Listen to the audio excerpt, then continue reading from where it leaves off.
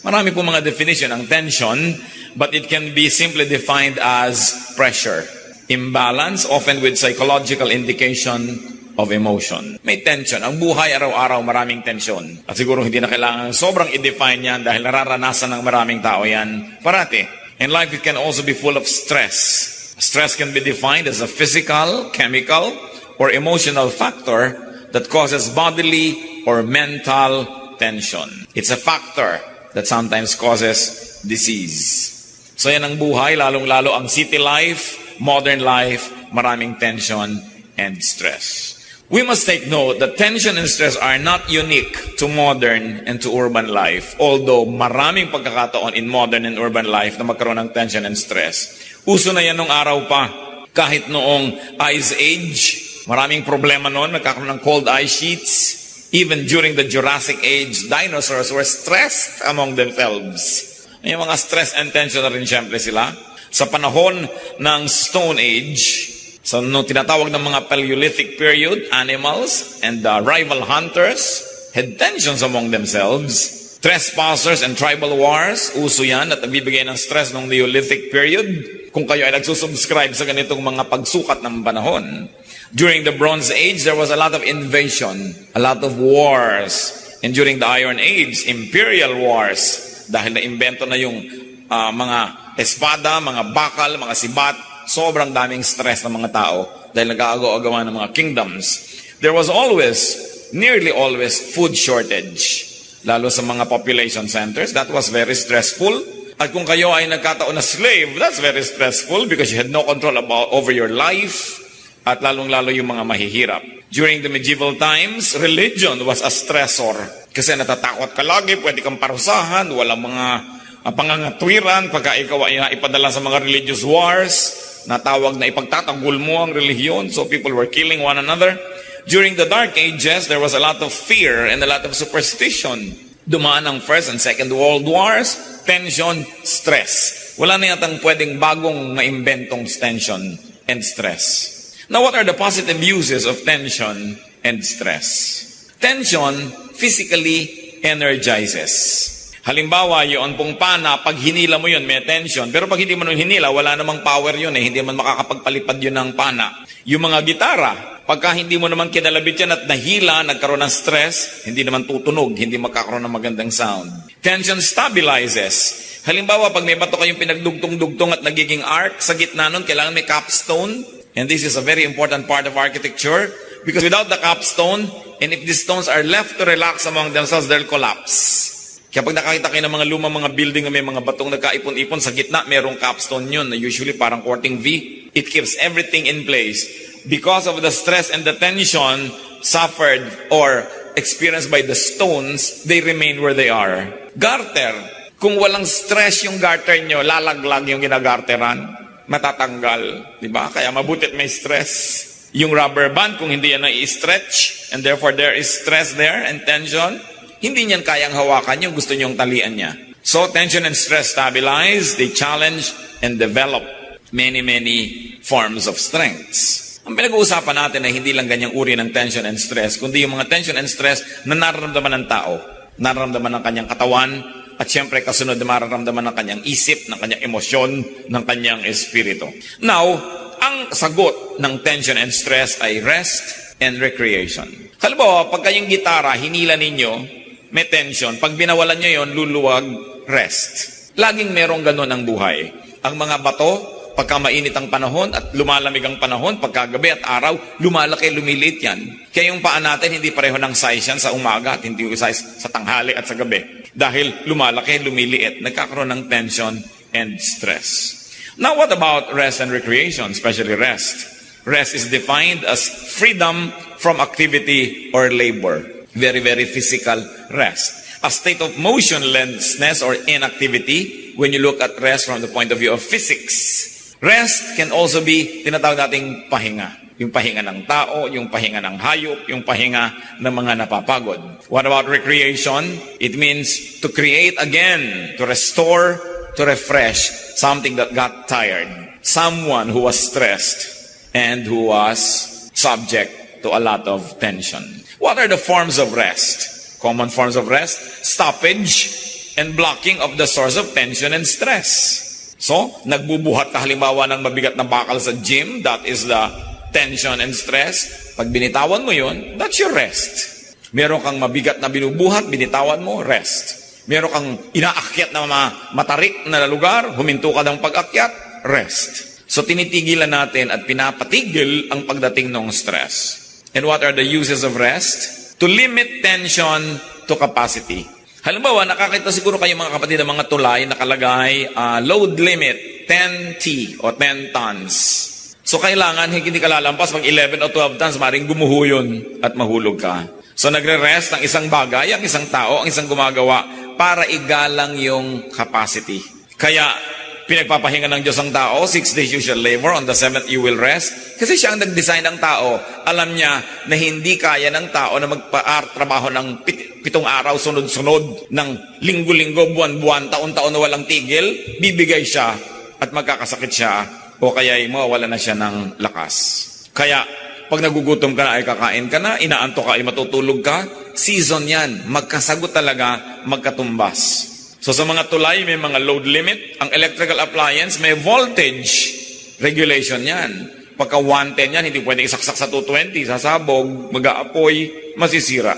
Pati mga ilaw, kung 10 volts yan, hindi mo pwedeng lagyan ng sobrang daming kuryente dahil baka siya ay sumabog. Medicine, you have to take it in the right dosage.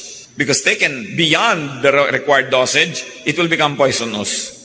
At pati ang exercise, hindi ka basta nag-exercise, tinitingnan ang iyong edad, ang iyong body weight, ang kondisyon ng iyong puso, body situation, blood pressure, sapagkat dapat igalang yung limits. That is the use of rest. Igalang ang limit, ang kakayahan, ang hangganan na kayang dalin. Kaya nakikita niyo po yung mga nababaliw. Pag sobra na ang sunod-sunod na dagok ng tadhana sa kanila, sunod-sunod na mga kalungkutan, kabiguan at walang pahinga, bigla na lang nagkakakanta at nagsasasayaw, nakakalimot sa sarili. That is the coping mechanism of the human body para hindi siya tuluyang sumabog at mawasak. Siya'y nababaliw. Para hindi na niya ngayon indahin ang mga dapat ay iniinda ng mga taong hindi baliw. Kaya yung pagkabaliw ay isa ring blessing. Kung sakaling ang buhay mo'y sobra na at mamamatay ka na sa dami ng lungkot, nababaliw ka ngayon. Kaya nakaka-recover din ang mga nagkakaganito. Kung nagkakaroon sila ng enough rest, enough relaxation. Anong problema noon? Naging sobra ang stress. Naging sobra ang tension. Nakita niyo po pagka kayo pagod na pagod, tapos merong maliit lang na bagay na nanggugulo sa inyo, nag o kaya sisi ng sisi o tanong ng tanong, naaaway nyo na, samantalang kung yun ay ginawa sa isang panahon kayo nakapahinga, hindi nyo naman nyo mamasamain, kakayanin nyo yun. Kaya ginagalang natin yung kalagayan ng tao. Sabi mo, para tinatanong lang kita kung anong ginawa mo maghapon, nagagalit ka na. Hindi naman yung tanong kundi kailan itinanong, paano itinanong, anong kondisyon nung tinatanong. So, rest to replenish strength, to replenish capacity. Pero meron pong mas malalim na gamit ang pahinga. At pinag-uusapan na natin ngayon, pahinga ng tao. Pahinga ng kanyang katawan, pahinga ng kanyang isip, pahinga ng kanyang buong pagkatao.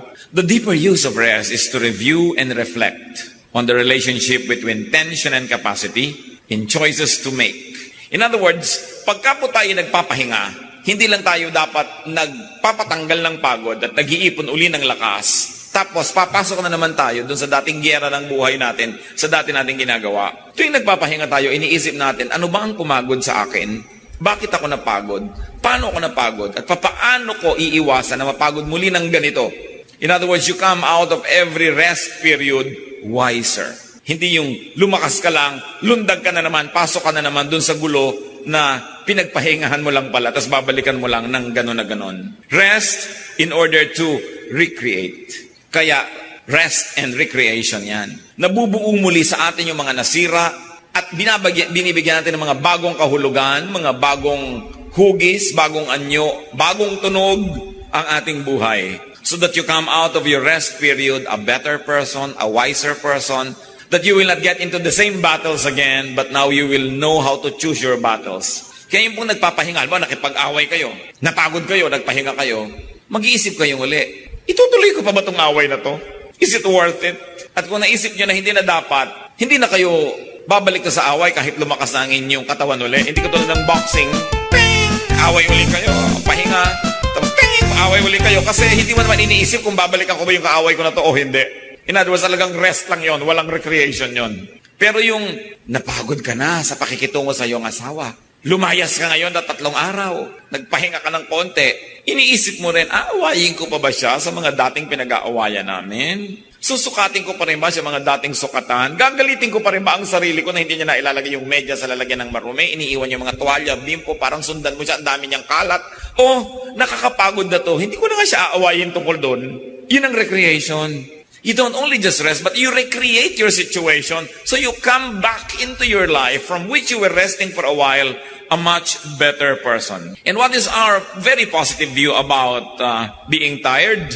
Tiredness inevitably leads to rest. Kung pagod na kayo sa inyong ugali ng inyong asawa, ugali nyo, pagod na kayo sa kaaaway ninyong magkapatid, pagod na kayo sa pakikipagtunggali ng ganito at ganon, pagod na kayo sa pagtatago-tago ng inyong illegal na negosyo, pagod na kayo sa pagtatago ng inyong immoral na relasyon, magpapahinga ka, pero hindi lang para lumakas ulit, balikan na naman yun ng ganon-ganon din. Repeat lang ang buhay mo, parang carbon copy ng kahapon.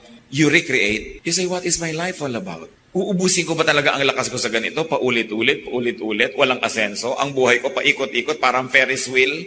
Kahit ilang ikot at ikot ang mangyari sa akin, pagbaba ko, nandun pa rin ako. I did not cover new ground. So what is nice about being tired? I wonder what makes you tired now, mga kapatid. Halimbawa, nagiging pagod ba kayo dahil araw-araw nagko-commute kayo mula sa halimbawa ay sa Apalit, Pampanga, patungo sa inyong trabaho? So, gumigising kayo ng alas 4 ng umaga, nakakauwi kayo ng alas 12 ng gabi. At sa araw-araw ginagawa nyo yun, hindi lang kayo natutulog ng konti para gawin nyo, isipin nyo, magbo-boarding house ba ako? O dito na lang ba ako magtatrabaho sa Apalit? Iniiba mo, hindi ka lang nagpapahinga para pasok ka na naman ng pasok sa gulong pinagpahingahan mo lang sandali. Tiredness leads to rest. Rest leads to strengthening, to reflection, to repositioning, to reassessment of your war and your warfare, and then to think, is it worth it? Rest and recreation, retreats, don't mean rest and recharging to go back to the same battle, to the same stress and tensions. Para yung iba, magre-retreat ako. Bakit? Para lumakas-lakas uli ako dahil pagod na ako dito sa aking asawa. Tapos pagkagaling sa retreat, pagbalik, bangayan na naman sila. Nakapagpahinga na ako. Diba? Ready na naman ako. Hindi ganun eh.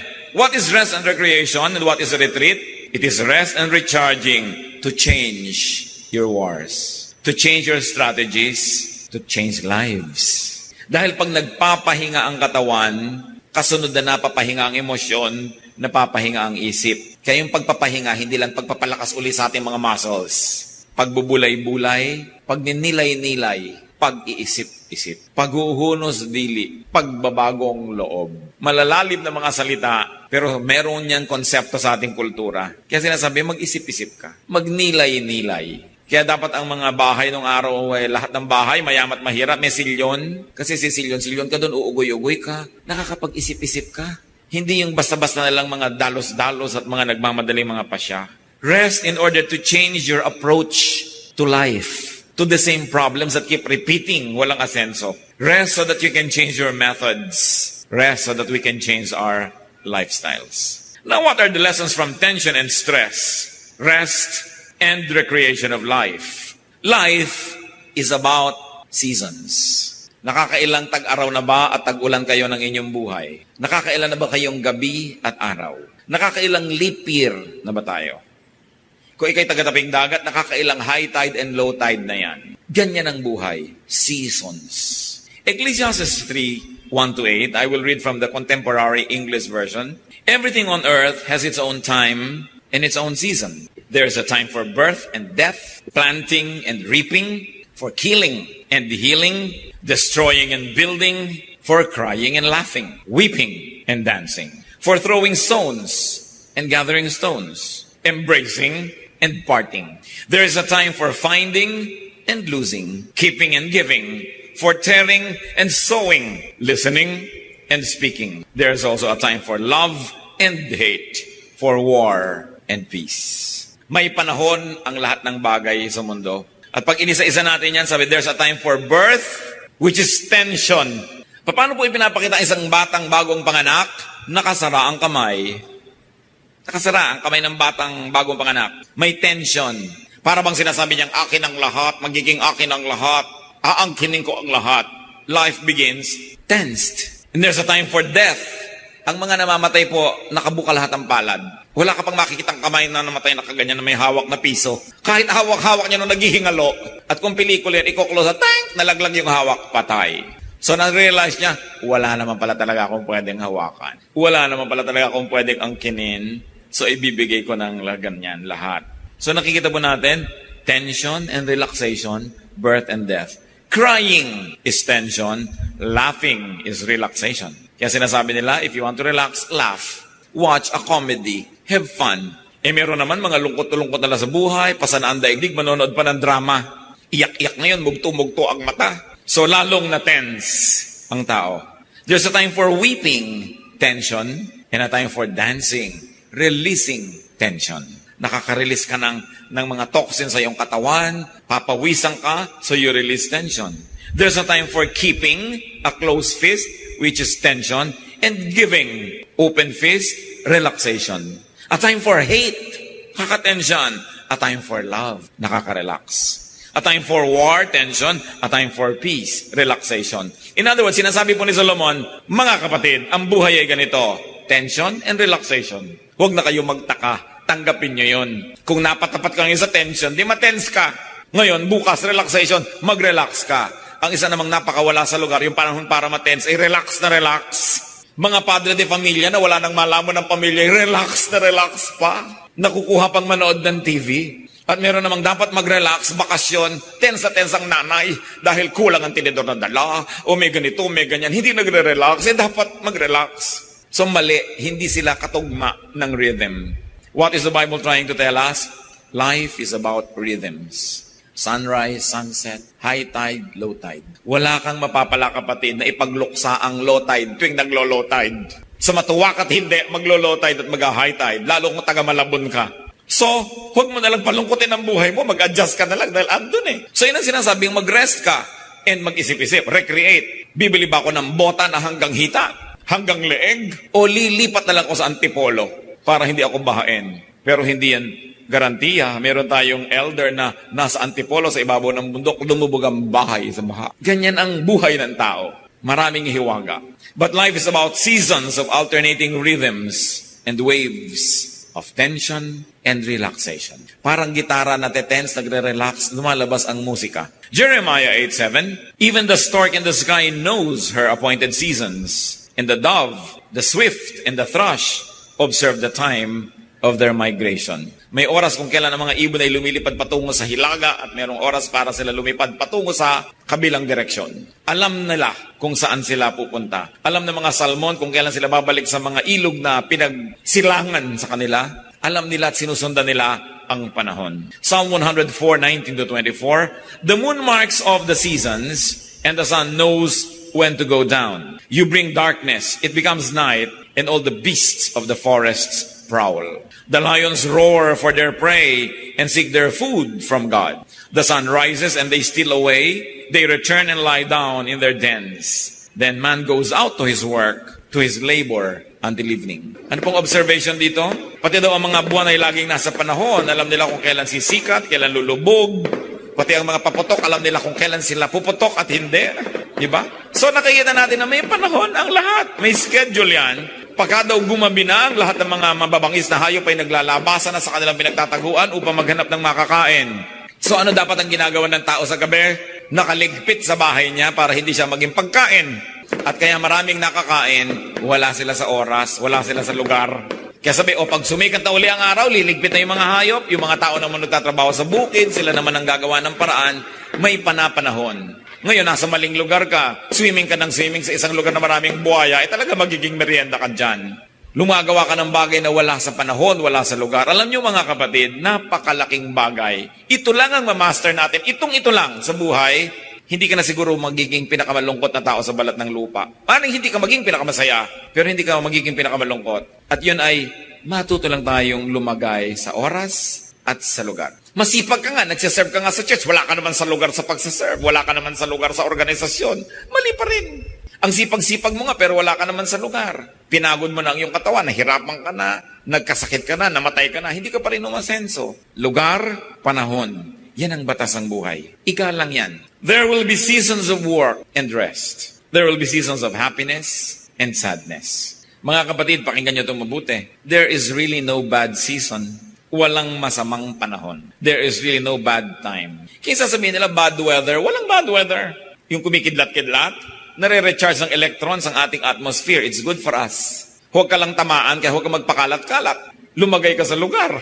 Namamayong ka pa sa gitna ng bukid, kumikidlat. Talagang malilitsyon ka dyan. Lumagay ka sa lugar. Paligo ka ng paligo. Pagka alam mo may mga earthquake, pwede magkaroon ng tidal wave. Inanod ka na. Wala ka sa lugar. Di ba sinasabi nga, the early bird catches the worm? Just don't be the worm. So sa isang umaga, magpapasya ka, ako may magiging bird, ako may magiging worm. Lumalagay ka sa lugar. Walang bad time. Yung bagyo, nabubunot ang mga punong matatanda at ang gaganda at ang lalaki na, mabuti yun. Alam nyo, good news yun. Doon sa mga buto, doon sa silong ng kanyang mga sanga, na wala ng panahong lumaki dahil nayuyong-yungan sila ng punong kalaki-laki. And nothing grows in the shadow of a big tree. So pag may nabunot na pagkalaki-laking puno, isang araw pa lang naglalabasan na yung mga bagong bunga. So what's bad news there?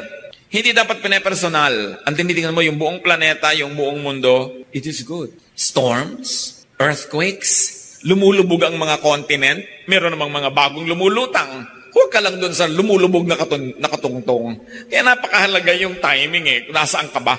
Napaka-importante yan. Alam niyo sabi ng Ecclesiastes 7:14? When times are good, be happy. When times are bad, consider God has made the one as well as the other. Ang ibig sabihin ni Solomon, hindi yan bad. Dahil walang ginagawang bad ang Diyos. Sabi niyo, ay bad naman, namatay ang mahal ko sa buhay. Pero lalo namang masamang di na yan mamatay kahit kailan. 300 years old na, buhay pa. So, napepersonal lang kasi natin. Pero natural ang tao ay mamamatay. Di nagsiksika na tayong lahat dito kung walang namamatay. Kung lahat ng dalangin ng tao, Diyos ko po, huwag mo pong kukuhanin itong pabuhayin mo siya. Pag pinakinggan ng Diyos lahat yung panalangin nila, hindi nagsiksikan tayo, mamamatay din tayo sa food shortage, mamamatay din tayo sa dami ng mga diseases. So, hindi yan bad. Kaya lang pag may patay naman, sabihin, ay good, namatay na siya. Pero alam niyo, ganyan talagang buhay. So, paano natin i-apply yun? Nangyari sa ating buhay, malungkot tayo, pero huwag sobrang malungkot dahil gano'n talagang buhay Sabi ng Bible, a time to be born and a time to die. Alam niyo yung good news, if somebody died, ibig sabihin that somebody was born. So, yun ang good news, laging may kakambal. Ang dilim may kakambal na liwanag, ang gabi may araw, ang pagkapanganak may kamatayan, kambal-kambal yan. Hindi pwedeng kalahati lang. Anong gusto mo sa yoyo kalahati? Hindi yan iikot. May balance. Huwag nating sobrang pepersonalin ang mga nangyayari. Lalo't yan ay batas ng kalikasan, lalo't yan ay batas ng buhay. So how can you relax in spite of the tension? Just go with the season. Swim with the current. Flow with time. And I don't mean morally, Hindi ibig sabihin sumunod ka sa agos ng immoralidad. Hindi yun ang pinag-uusapan. Yung agos ng panahon. Tag-init ngayon, di mag-enjoy ka ng mga nagagawa kung tag-init. Huwag ka magreklamo ng magreklamong tag-init. Kasi pag taglamig naman, nagre-reklamo ka rin taglamig. Pag nasa Amerika ka, sabi mo, ay naku, mabuti pa sa Pilipinas, ganito, ganon. Pag nasa Pilipinas ka, naku, mabuti pa sa Amerika. Kahit saan ka ilagay, mali. Make every place that you set your foot on home. Kung anong pagkain nakaharap mo, enjoyin mo. Huwag mo sabihin, ay masarap pa yung nilaga namin sa bahay. Wala ka sa bahay mo, ito yung nilaga ng biyanan mo. So, masarapan ka na kasi kakainin mo rin naman Mag-adjust. May mga bagay tayong hindi naman nababago. At hindi naman dapat makipagyera tayo para baguhin pa. Samantalang mas madali kung lululunin mo na lang. And I don't mean morality and immorality. Let me be emphatic. Kasi siyempre, in areas of morality, naninindigan tayo. Pero konting-konting gyera sa buhay, ang karapat dapat ipaglaban. Marami, hayaan mo lang. Lilipas din yan. Get on with life. Get the most out of life. Give the most that you can give. And when it's time to die, die. Huwag gumawa ng mga pagsisisihan. At kung nagawa na, huwag ng pagsisihat na tapos na, baguhin na lang next time. At kung sasabihin nga natin, may nangyayari, charge it to the calendar. Sabihin mo, well, it's time to mourn. Wala tayong pera ngayon, mga anak, it's time to go simple. Kung marami tayo ngayong pera, well, it's time to enjoy it and share with others and thank God. Ang dami nating trabaho, well, it's time to work, walang matutulog. Kung wala tayo ngayong gagawin, it's time to sleep, long sleeps. Kung ano ang pinapayagan Anong ipinagagawa ng pagkakataon? Huwag nang makipagtunggali dyan. Charge it to the calendar, charge it to time, and get on with life. Another lesson, of course, is to face, handle, manage, direct, and control your tension and stress. Bagamat, may mga tensions and stress na hindi natin maiiwasang dumapo sa ating buhay, pwede naman nating i-manage. Pwede nating bawasan ang damage. Pwede nating pakontiin ang kanyang bigat kung meron lang tayong technique. Alam niyo, pati weightlifting, kung may technique ka, kaya mong buhatin yung pagkabigat-bigat ng mga bakal, meron ka lang dapat technique. Sa mga dancers, sa ballet halimbawa, yung kahit maliliit yung lalaki, kaya niyang buhatin yung babaeng ganun, kung meron silang technique how to do it. Most of the time, it's your technique that makes or breaks you. So know, regulate, direct your work and your work days. At dito kilala ang tao na napakatalino, magaling tayong gumawa ng tools to make our work easier and more productive. Very importantly, when it comes to handling stress and tension, know yourself, know your limits. Kung tayo po mga kapatid ay hindi nagpapanggap, hindi natin pinapapel ang di natin papel, hindi tayo lumalagay sa hindi naman natin lugar, there is a lot of more relaxation. Pinang-aagaw ka ng pwesto ng may pwesto, lugar ng may lugar, pinipilit mong to stand taller than what you really are, you try to project what you are not, mahirap yon. Mahirap yung nagpapanggap, mahirap yung nagme-maintain ng isang kasinungalingan, mahirap yung may itinatagong lihim, mahirap na pinupuno natin ang sarili natin ng stress, pwede naman wala. Nagpapanggap kang mapera at mayaman, yung pala'y wala, di sa umpisa parang sabihin, wala akong pera, di wala ka nga yung i-maintain na image. Napakahirap yung nabubuhay sa isang kasinungalingan. Kaya para tayong mag-relax, first is to know yourself, accept yourself, learn to love yourself, and by God's grace, continue to improve yourself so that you can love others also. Then, that's what life is all about. Kaya mahalaga na kung ano yung iyong talent, doon ka humanap ng trabaho o career. Kasi ang hirap ng sinusumpa mo araw-araw ang pagtatrabaho mo dahil hindi mo naman na-enjoy. And when you find a work that you enjoy doing, then you will not work for the rest of your life. That will be recreation. Ang mahirap, kahit ang gaan, hindi mo linya sa buhay. Mahirap yon. Pabalik-balik at lagi ko sinasabi, lumugar. Ilagay mo ang sarili mo sa tamang lugar, kilalanin mo ang iyong mga kakulangan at huwag kang magpilit na puno doon. At kung mapupuno mo, sa tamang paraan ay punuin, pero habang wala pa, yan ang buhay, operate within your limits.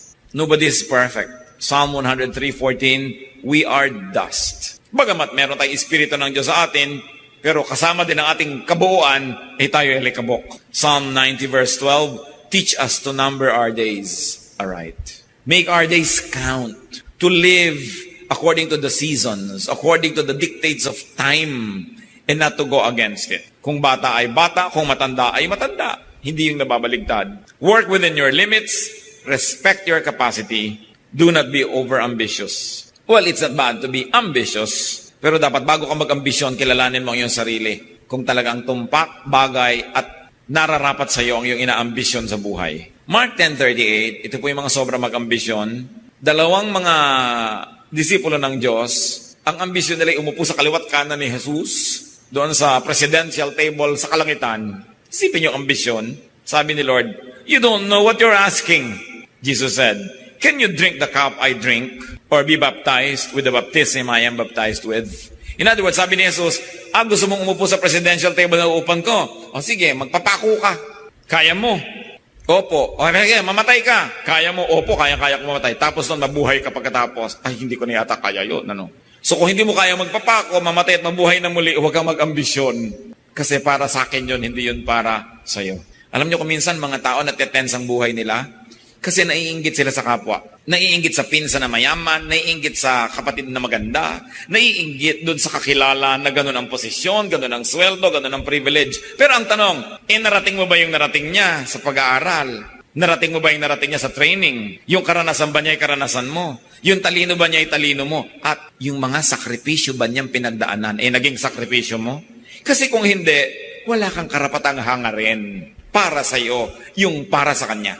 At yan ang problema ng napakaraming tao, kaya nagkakagulo mga organisasyon mga kumpanya, mga samahang sibiko, maging churches, inaambisyon ng isang maging leader, wala naman siyang karapatan. Wala siyang karanasan, at wala siyang ginawang pagtutulo ng dugo para ma-earn niya yung kanyang posisyon, ito namang bagong dapo, gusto niya, meron na rin siyang ganon. Hindi bagay. So, sobra ang stress, sobra ang tension. At pag sobra ang tension at stress, may nababaliw.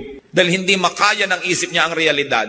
So, kumbaga, nagtitrip, kumbaga sa fuse, kumbaga sa bombilya ay napupundi. Kasi kinakaya ang di kaya. Kaya napakalaki pong ministry natin mga kapatid, bigyan ng reality check ang ating mga kapatid, ang ating mga magulang, ang ating mga kaibigan, kung ang inaambisyon nila ay hindi bagay at akma sa kanilang realidad.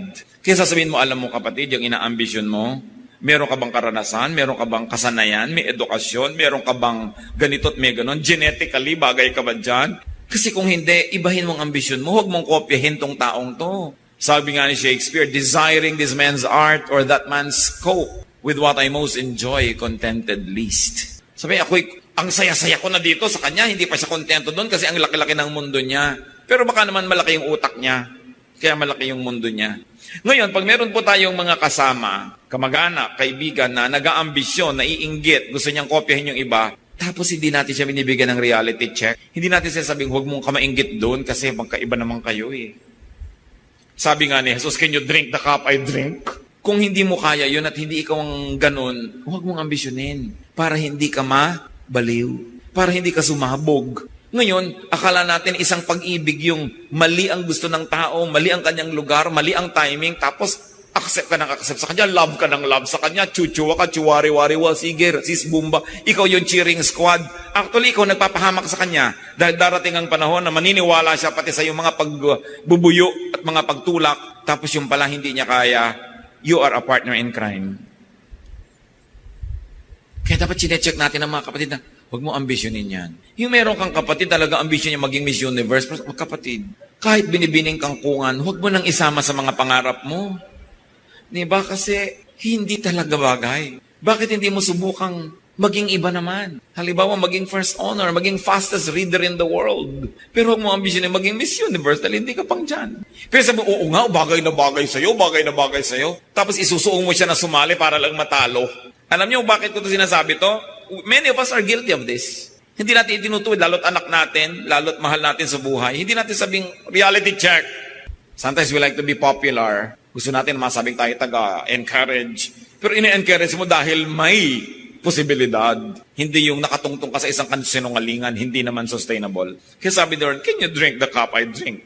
And be baptized with the baptism I am baptized with. Kung hindi ka willing na magpasa ng krus, umakyat sa Golgota, magpapako, mamatay at mabuhay na muli, huwag mong ambisyonin ang karangalan na para kay Jesus. At sa ating mga tao, kung hindi mo kayang gawin ang ginagawa ng iyong kapwa, huwag mong ambisyonin ang kanyang karangalan. Sa kanya yon, hindi yung para sa'yo. Meron kang para sa'yo kung magiging realistic lang ang pagtingin mo sa iyong buhay. Matthew 9:29, Jesus said, according to your faith, will it be done to you. Kung anong kaya mong tanggapin, yon ang ibibigay sa'yo. Malakas ang pananalig mo, o matatanggap mo yung hinihingi mo. Maliit ang iyong pananalig, hindi mo yan matatanggap. Kung ano ang iyong kapasidad, yon ang iyong tatanggapin. Hindi natin pwedeng sabihin na ba't siya ang dami-dami niyang tubig, tapos ako isang patak lang. Tansan ka lang kasi, puno ka na sa isang patak. Kaya mo ba magdala ng 5 galon? Hindi. Dahil hindi ka naman balde. So, kilalanin mo iyong sarili. Kasi pag nakilala natin ating sarili na maliit tayo sa isang bagay, makikita nating malaki tayo sa ibang bagay. Dapat lang realistic. Luke 14:28-30. Suppose one of you wants to build a tower. Will he not first sit down and estimate the cost to see if he has enough money to complete it? For if he lays the foundation is not able to finish it, everyone who sees it will ridicule him, saying, this fellow began to build and was not able to finish. So, hindi ba, bago ka man magpagawa ng anuman, titingnan mo muna kung kaya mong tapusin. Tuusin mo muna kung kaya mo. Ngayon, kung hindi mo kayang tapusin, titigil ka rin lang sa gitna. Huwag mo nang simulan. O kaya ang simulan mo, isang mas maliit na building na kaya mong tapusin. Kasi hindi mo rin lang matatapos, mapapahiya ka lang. Madadagdagan ang iyong tension at ang iyong stress. At mga kapatid, isa sa mga pinakamalalaking nagbibigay ng tension and stress sa buhay, yung kumakagat ng hindi kayang ma-afford. Naguhulog ng hindi kayang hulugan. Nangangako ng hindi kayang tuparin. Standing taller than what they are. So sabi, ayaw mo ng tension and stress, huwag kang umimbento ng problema. Operate within your limits. Respect your capacity. And then when it comes to rest, What's important? Have well-timed and well-spaced rest. May kasabihan po ang mga matatanda nung araw na maraming karetela, therefore maraming kabayo, at ang kinakain ng kabayo ay damo. Maraming mga kabayo dahil tinitipid ng mga kutsero, hindi pinapakaing mabuti, nagkakasakit, naghihingalo, tapos pagka naghihingalo na tsaka dadala na maraming sakate o yung damo, hindi na makain ng kabayo. Kaya sabi ng matatanda, aanhin pa ang damo kung patay na ang kabayo. Tanong ko sa inyo mga kapatid na laging pagod, kailan pa kayo magpapahinga sa loob ng kabaong? Kailan ka pa magpapahinga kung patay ka na? Kailangan binibigyan natin ng priority ang pahinga. Kahit tayo merong deadline, mabuti na hindi mo nabit ang deadline kaysa ikaw na dead. Lagi ka na stressed, maraming umaasa sa'yo, marami kang pangarap, pero huwag mong papayagan na hindi mo i-match yung ginagawa mo sa capacity mo. Kasi bibigay ka rin. Exodus 31:15, utos ng Diyos, for 6 days, work is to be done, but the 7th day is a Sabbath of rest, holy to the Lord. Huwag niyong kakalimutan magpahinga. Bagamat maraming tao, dapat ay pagtrabahuhin dahil ang nalimutan niya magtrabaho. Puro pahinga ang inatupag. Pero yung sobrang sisipag din, hindi yan virtue. Dapat nagpapahinga ang tao. Diyos na ang nagtakda. Siya ang designer natin. Alam niya kung hanggang saan ang kaya. Kaya pati nga po ang mga disipulo ng Panginoong Hesus, sila ay napakaraming pinapagaling, pinapayuhan, ipinapanalangin. Pero sa dami ng taong hindi tumitigil ang pagdating, parang agos ng tubig ang dating nila, niyaya ng Panginoon ang kanyang mga disciples na iwan ang mga pasyente at gutom at magsarili sila sa isang tahimik na lugar para magpahinga. Mark 6:31, come with me by yourselves to a quiet place and get some rest. Yan ang sinabi ng Panginoon. So hindi ko mo kayo ay nasa ministry, naglilingkod sa Diyos, nasa mission, ay di na kayo magpapahinga. Ang Panginoong Hesus ay napakabuti, ang ating Diyos sa langit, ang Ama ay napakabuti, itinuturo ang pagpapahinga. Si Elijah, isang propeta na super prophet, napakarami niyang nagawa dahil binigyan ng Diyos ng kamangyarihan. Pero dumating ang panahon, gusto na rin niyang mamatay kasi nasobrahan ng pagod. 1 Kings 19:4-5 and 7-8, he came to a broom tree, sat down under it, and prayed that he might die. I have had enough, Lord, he said. Take my life. I am no better than my ancestors. Then he lay down under the tree and fell asleep. The angel of the Lord came back a second time and touched him and said, get up and eat, for the journey is too much for you. So he got up and ate and drank. Strengthened by that food, he traveled 40 days and 40 nights until he reached Horeb, the mountain of God. So itong propetang ito sobrang napagod sa spiritual warfare niya with the priests of Baal and with the wicked queen Jezebel, to the point that he ran and ran and ran and escaped and he was full of fear. Itong propeta na puno ng takot, natakot siya kay Jezebel, yung reyna. Pinapapatay kasi yung mga prophet. Sabi niya sa Diyos, unahan na natin si Jezebel, patayin niyo na ako, ayoko na, pagod na ako. At sa pagod, nakatulog siya. Naglagay ang anghel ng pitchel ng inumin at naglagay doon ng makakain niya.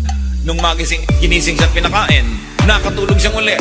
Pinatulog naman, tapos nilagyan uli ng pagkain, ginising na naman, pinakain. Sabi, kulang ka sa pahinga, kulang ka sa pagkain, kulang ka sa inumin. At nung nakapagpahinga, nakakain, nakainom, hindi na niya uli gustong mamatay. And he traveled 40 days and 40 nights. Listen here, brothers and sisters. Kung meron sa atin, and I hope wala, na kung minsan naiisipan nyo magpakamatay, kulang lang kayo sa pahinga. Magtigil-tigil kayo. Magpahinga ka. Ipangutang mo para ka makapagpahinga kaysa ipangutang ang iyong ataol. Magbakasyon. Lumayo sa problema. Manahimik. Mag-isip-isip. Mag-recreate. And go back into your old world a changed person with a new strategy, a new method, a new hope, and you can walk another 40 days and 40 nights. Pagka gusto niyo ng sumuko, gusto niyong tumalon mula sa building, lastasin ang inyong pulso, o di kaya'y lumunok kayo ng lason na expired. Pag nagdadramang bukid kayo, awang-awa kayo sa sarili ninyo, parang aping-api kayo sa mundo, kulang lang kayo sa pahinga. Magpahinga. Kaya mahalaga mga kapatid, bigyan naman natin ng pahinga ang ating kapwa. Kung may nanay kayo na pagod na, agawin niya naman sa kanya ang trabaho, agawin niya lahat ng mga chores, mga 1 linggo, 2 linggo, pagpahingahin siya. Meron kayong mga kamag-anak na naaasahan, laging siya na lang ang taya sa gastusan, lagi na lang siya ang nagbabayad ng lahat-lahat. Pagpahingahin naman, kahit huwag kayong gumasta, kumain na lang kayo ng crackers ng mga 3 linggo, matigil man lang siya ng kagagasto sa inyo. pagpahingahin ninyo kesa naman isipin gustuhing mamatay ng inyong mga mahal sa buhay. Kailangan pinagpapahinga natin ating kapwa. Hindi ko muna sasandalan nyo, lagi na lang kayong sasandal. Remember? Night and day, di ba? Kaya kailangan minsan kayong sumasandal, minsan kayong sinasandalan. Minsan tayong umaasa, minsan tayong naaasahan. Mahirap naman kasi sa marami sa atin pagka nakasandal na, talagang hihiga pa. At ayaw nang bumangon. Nahirati na lagi na lang siyang pabigat. At kung kayo naman yung nabibigatan at hindi nagkukusa yung nakasandal sa inyo, so, oy, tumayo tayo kaya nga muna at magpapahinga lang ako. Para naman may masandalan ka uli kung nakapahinga na ako. It is important in life. Get away from your stress, from your tension. So rest to stop the tension and the stress. Rest to recover strength. Rest to reflect on your life, on your work, on your war, and on your warfare. Many fears are born of fatigue and imaginings. Kaya mga taong pagod, matatakotin din. Napakaraming kinakatakutan, natatakot baka magyera, baka maubos ang tubig sa planeta, baka mag-global warming. Lahat na kinatakutan, pagod kasi. Pero pagka naman nakapagpahinga na, naku, nakikita na yung dumadaang gwapo, nai-inlove na, nalilimutan na ang global warming, no? Kasi nagkakaroon ng pahinga eh. Importante yon. Recreate and rest to recreate. Psalm 1:1-2, Blessed is the man whose delight is in the law, and on his law he meditates day and night. You want to keep your balance? You don't want to lose your bearings? Meditate on the Word of God day and night. Diyan natin makikita ang mga sagot sa ating mga tanong. O diyan tayo matututo ng mga dapat itinatanong sa buhay para malaman natin yung mga hindi naman dapat ang ipinagtatatanong at walang katuturan, pinagtatatanong pa. Meditate on the Word of God. Magpahinga. At hindi po lahat ng paghiga ay tinutulog. Kasi kung minsan yung nakahiga ka, rested na rested ang iyong body, umaangat ang iyong level of consciousness to the point that you can get to a spiritual dimension that you can commune with God. Psalm 63:6, sabi ni David, On my bed I remember you. I think of you through the watches of the night. Sa lahat ng oras ng gabi't bahagi ng gabi hanggang ang umaga, ikaw ang aking pinag-iisipan. Ibig sabihin kising siya. Merong portion, that very thin moment and line between being awake and being asleep that makes a spiritual communion more meaningful. And you should know that dreams and visions come through sleep. Kung minsan ang guidance pa lang kailangan mo sa Panginoon, ibibigay niya sa mga pahimakas, sa mga panaginip. Alam nyo, napakaraming taong kinausap ng Diyos sa panaginip. Imposible bang kausapin kayo? Kaya lang, ang nananaginip ay yung hindi sobrang lalim ang tulog. Pag sobrang pagod ka rin, mahirap nang managinip pa. Kaya dapat din, hindi pinapagod sobra ang sarili. Daniel 7:1, Daniel had a dream, and visions passed through his mind as he was lying on his bed. Merong tinatawag na twilight zone, na half awake, half asleep. And you should give yourself that kind of time. Hindi yung panood ka ng panood ng video, nakakatatlong palit na ng video hanggang hindi talaga nagdidikit ang mata mo, hindi mo papatayin at di ka matutulog. Wala ka ng panahon mag-vision noon. Wala ka ng panahon mag-dream. That's why we've got to give ourselves the space so that God can talk with us. You have to plan, protect, even beautify your rest, your sleep. Mga kapatid, baka naman ilang buwan, ilang taon nyo nang ginagamit yung una ninyo na ubod ng laki o ubod ng liit. Mano ba naman bumili kayo ng perfect unan? Yung una na bagay sa inyong leeg, sa inyong mukha, yung curvature ng inyong likod ay tamang-tama. Ang matalinong tao, matapos siyang mag-invest sa necessity ng pagkain, mag-i-invest siya sa good bed. Baka naman yung kama nyo, ang mga paa na ay lata ng floor wax. Nakalundo na yung likod, tinutusok lang kayo ng mga spring at kung ano-ano. Tapos kung saan-saan kayo nag-uubos ng pera, magandang cellphone at kung ano-ano. Samantalang yung kama, sabi nga ng advertisement noon, I want 1/3 of your life. Because normally you spend 8 hours on your bed. That is 1/3 of 24 hours. It's 1/3 of your life. So if you live to be 60, 20 of those years, you were in bed. Bakit nyo hindi gandahan ng kama nyo? Hindi nyo gandahan ng inyong kwarto? Hindi yung paghiga mo, may kawali sa likod. Ay, ba't may kawali dito sa likod ko? May sapatos, merong thumbtacks, nandun na lahat. No? Kung matalino ang tao at meron naman siyang gagastahin, aayusin niya ang kanyang higaan, ang kanyang bedsheet, ang kanyang kama. Kasi sa pagtulog ay maaari siyang managinip at makatagpo niya ang Diyos. Napakahalaga ng tulog. Hindi yan, alam nyo, mag-asawa, o kaya may mga anak kayo, dapat wala kayong TV sa kwarto. Kasi gusto mo nang matulog, nanonood pa yung asawa mo. Inis ka. O kaya, hindi ka naiinis dahil nanonood pa siya dahil gusto mo na siyang makatabi. Panood pa ng panood. Kaya dabog at dabog nang inabot mo hanggang nag-umaga na, ayaw mo talagang magsaing. Dahil inatupag TV. Alisin nyo sa kwarto yan. Hindi yan magandang habit. Dapat pagpasok nyo sa kwarto, matutulog kayo o magkukwentuhan hanggang antukin at magpahinga. Subukin nyo. Ginagaya nyo kasi mga Amerikano may TV sa kwarto. Kaya ang laki ng diborsyo dyan eh. Dapat nasa ibang lugar yan. Huwag gayahin pati ang mga kapintasan ng ibang lahi. So, for those who are ready and those who really work, rest is not a luxury, it is a necessity. Don't feel guilty for resting. Don't feel guilty for having vacations. You need it para hindi kayo mabaliw sa nakakabaliw na mundong ito. Kailangan natin yan. And very importantly, when other people are trying to rest, do not spoil other people's rest, their relaxation, and their vacation. And one of the worst things that you can do when you're on vacation with your workmates is to talk about work while you are on vacation. Pag magbabakasyon kayo magkakasama sa trabaho, mayroong rule, walang magbabanggit ng opisina, ng trabaho, o ng anything. Kasi pumupunta ka nga doon para lumimot. Tapos yun na naman ang pag-uusap-usapan nyo. At kung atin kayo ng retreat, church retreat, kung ano-ano mga retreat, lahat ng gamit yung mga kapatid, hindi naman to mahal, kaya nyong manahe o magpagawa sa mga modista, magpagawa kayo ng mga telang supot. Para hindi lalagyan nyo, hinahanap nyo yung inyong mga gamit, nasa plastic, klak. Buong gabi naririnig mo na may plastic na parang chicharon at may kinakapa-kapa siya, hinahanap nyo yung kung ano niya, di ka na makatulog pa. Be considerate. Self-respecting people have cloth bags. Especially when you have to sleep with other people in the same room. Huwag kayong gagamit ng grocery bag. Kinakapakapan nyo yung arperdible doon sa loob. Bakit hindi mo... At napakalakas niyang paggabi. Napansin niyo na ba? Kahit sa kapitbahay, madidinig mo yung pagkapakapa niya eh. Be considerate when people sleep. May mga tao hindi marunong magbukas o magsara ng pinto. Blag. Doon mo malalaman kung sibilisado. Tao ba? Kasi di ba ang doorknob na pipihit, pag may natutulog mga kapatid, pipihitin mo, at saka mo hihilahin ang pinto, at saka mo papawalan. Hindi yung naglalaban kayo ng pinto, blag. Pag isasara mo ang pinto, hindi mo itutulak dahil blag, di ba? Pipihitin mo para lumubog yung pansara, itutulak mo si pinto, at dahan-dahan mong ipipihitin ulit para sumara kung tao ka. Kung may pagpapahalaga ka sa tulog ng iba, meron namang mga may kotse, may sasakyan halimbawa, sikip ang mga kapitbahayan, nakatira sa di masalang, tapos umagang-umaga, tinatawag yung asawa, nagising na ang lahat. Terrible. May makikinig ng radyo, parang gusto niyang buong kapitbahayan isama niya sa kanyang pakikinig.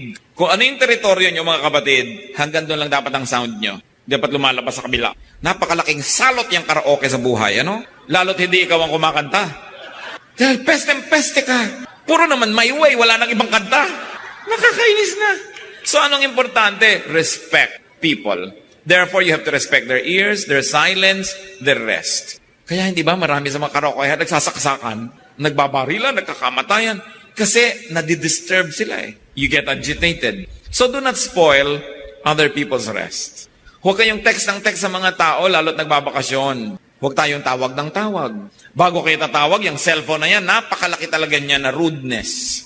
Maliban na lang sobrang close kayo sa isang tao, at kahit mga close kayo, kung siya'y nagtatrabaho, may mga kaopisina, text before you call. Don't just call.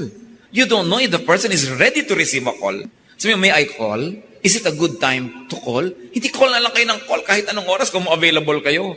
Importante, iginagalang natin ang pahinga ng iba. Kahit hindi sila natutulog, yung pahinga ng kanilang isip. Meron kayong sasabihin sa asawa nyo, nasira ang pinto natin, pwede naman maghintay pagdating niya. Ba't kailangan sabihin nyo pa ng umaga-umaga pa lang sa kanyang? Wala pa naman siya magagawa. May mga bagay na dinedelay. Lalong-lalo ang asawa nyo nagtatrabaho abroad. May lagnat ang anak natin, dear. Kung hanggat hindi mo talaga nanganganib na kailangan mo sabihin, mamamanage mo naman, makakatulong pa ba? Naguluhin mo siya para sabihin ng ganong bagay? Sa kadalasan kasi gusto nating gumaan ng ating pakiramdam, ibubunto natin ng bigat sa kapwa. So kailangan nabibigat ang kadalin mo. Kaysa ipasa mo sa iba na hindi naman makakatulong sila, wala silang magagawa, anong mapapala mo, naguluhin pati sila. Rest. Allow people to rest. Ang sabi ni Lord sa Matthew 11:28, "Come to me, all you who are weary and burdened, and I'll give you rest."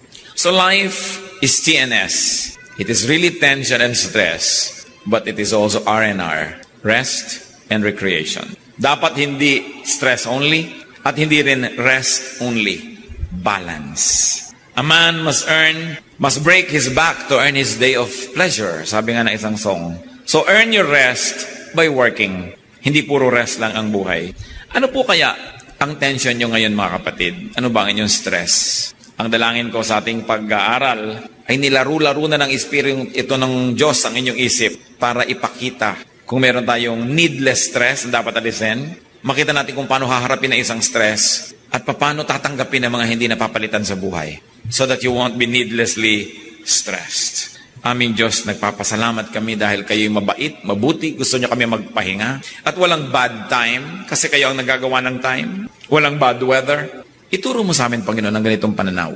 Makita namin kayo sa likod ng lahat ng bagay, maging mga bagay na hindi namin laging gusto, pero minabuti nyo sa inyong walang hanggang karunungan na maging bahagi ng buhay ng tao. At dahil minabuti nyo, dahil ito ay mabuti. Turuan nyo kaming tanggapin ang hindi namin kayang baguhin ang mga pwedeng baguhin, at turuan mo kayong paano babaguhin sa tamang paraan ang mga pwede at dapat baguhin. Ipakita mo sa amin ang style namin, methods na nagdadagdag ng stress sa aming buhay. Teach us to improve. Ituro mo rin sa amin kung paano kami nagpapabigat sa kapwa at kung paano namin mapapagaan ang dala ng mga nagmamahal sa amin na napakarami ng dinadala sa buhay. Salamat na lang nandiyan kayo, O Diyos. Maaari namin kayong hingahan. Maaari pa nga namin ibigay sa inyong mga kabigatan namin because you, O Lord, Jesus said that we should give our burdens to you. Ito, Panginoon, ang ituro nyo sa amin how to give our burdens to you. Paano kami magtitiwala habang kami na may gumagawa ng kaya namin gawin? Paano kami hihingi ng pagpapala sa inyo habang sinisikap naman namin kuhanin yung binigyan nyo kami ng natural na kakayahan para kuhanin? Give us wisdom. Magbulay-bulay tayo mga kapatid sa ilang saglit ng pagtungo sa presensya ng Diyos. Isipin nyo ang inyong mga stress and tensions. At isipin nyo, karapat-dapat ba na problemahin nyo yan? O hindi naman? At kung karapat-dapat, itanong natin sa Diyos ang pinakamabisang paraan ng pagharap sa mga bagay na yan.